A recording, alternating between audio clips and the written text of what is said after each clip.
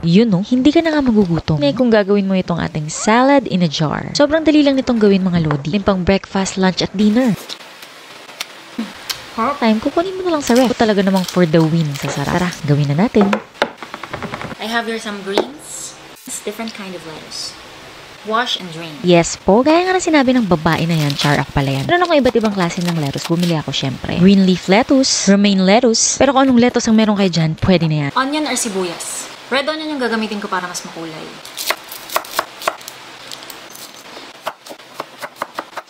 Tomatoes or kamatis. Tatanggalin lang natin yung buto para hindi kumatas. Kamatis, hiwain lang natin ng maliliit. Eat ng pagmamahal niya sa'yo, char. Cucumber or pipino. Ooh, kulubot na siya. Cucumber na tatanggalan lang natin ng buto.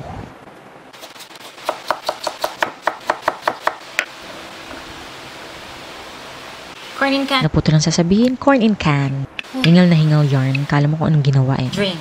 Ang init kasi, tas ang hirap pang buksan. Optional, maglalagay ako ng cheese or queso. Kalahati lang yung gagamitin ko. Again, hiwain lang natin ng maliliit. Aba, syempre kung may budget kayo, mga pangmalakasang cheese ang ilagay mo. Next, ito yung pinaka-protein natin, chickpeas. Ito, ready to use na. Ilagay nyo lang sa inyong mga salad. So, ako isi-season ko siya.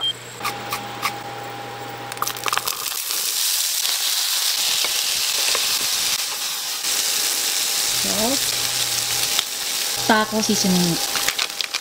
Next, i-assemble lang natin sa jar. Pwede kayong gumamit ng kung anumang mga lalagyan nyo dyan, basta make sure na airtight container. Extra virgin olive oil. Balsamic vinegar. Simpleng sauce lang yung nilagay ko dito sa ilalim. Honey. Salt and pepper.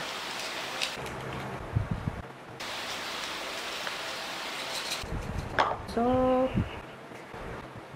mix. Unahin ko na tong chickpeas or garbanzos. Importante na tama yung layering ng ating mga vegetables. Tomatoes. Cucumber or pipino. Corn.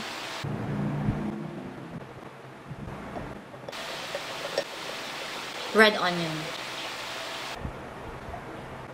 Cheese. Some lettuce. Kung mapapansin nyo, dinulo ko yung lettuce.